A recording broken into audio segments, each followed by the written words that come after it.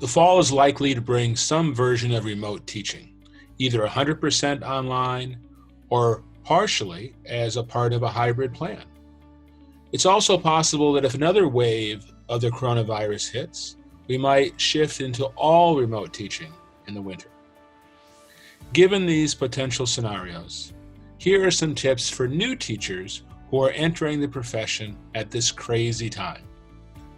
These are good tips for veteran teachers too, I think. 1, relationships are everything. If you're in a hybrid model, make sure you prioritize relationship building activities between you and your students and between students and their classmates when you're in the physical classroom. Relatedness is one of the key elements of intrinsic motivation.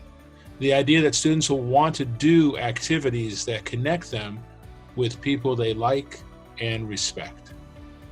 It's hard to do that all online, so seize the moment when you're with students to create opportunities for them to create and make presentations about their lives, goals, and interests, and have socially distanced individual meetings between you and students and between classmates with lists of questions.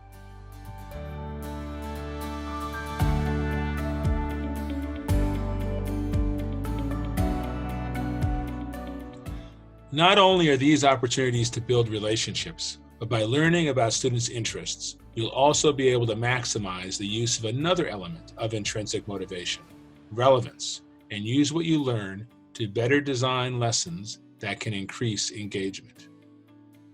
Remember, many students' primary interest in school is the social interaction that they get from their peers.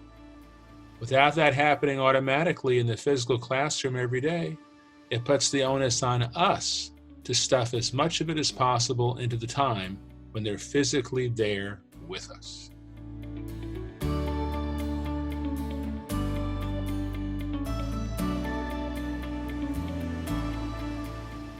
And when you are teaching remotely, do the same thing by creating projects where students can work together virtually in partners or in small groups, and have breakout rooms to think, pair, share when they are in live online classes. And don't forget about building relationships with parents. They can be critical allies for you. Look for reasons to call home with positive comments about their children and ask them for their advice too. For example, learn from them about the times their kids have felt most positive about schools and what their teachers did at those times.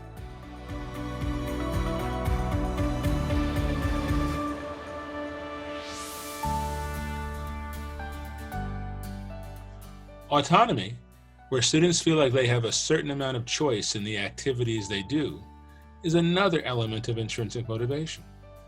So, try to build a certain amount of choice into assignments, whether they are in writing prompts or how they display mastery of the material in assessments.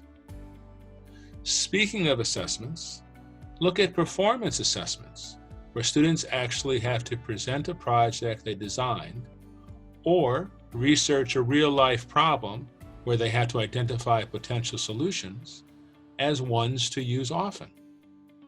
As long as they are heavily scaffolded, they can build on the elements of intrinsic motivation, create opportunities for students to work independently, and can be presented online to an authentic audience. In other words, someone other than their teacher.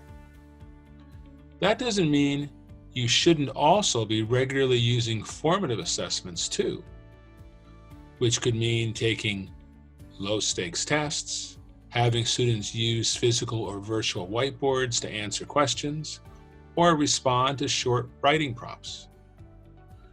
Remember that teaching in a physical classroom is different from teaching in a live class in a remote learning situation. I've seen good teachers do terrible online teaching classes where they forgot that lesson. Finally, maintain your sanity. The first year of teaching is always the hardest. Everything is new, and this year will be harder than most. Personally, I always give my cell phone number to students, and it's never been abused. That doesn't mean, however, that you need to respond to every text when it arrives. keep office hours. You can't be everything to everyone all the time. You're going to make a lot of mistakes. Students will be forgiving, and your colleagues and administrators will do the same. Try your best. Remember that this crazy time won't last forever. In the not-so-distant future, you'll have to deal with the usual classroom insanity.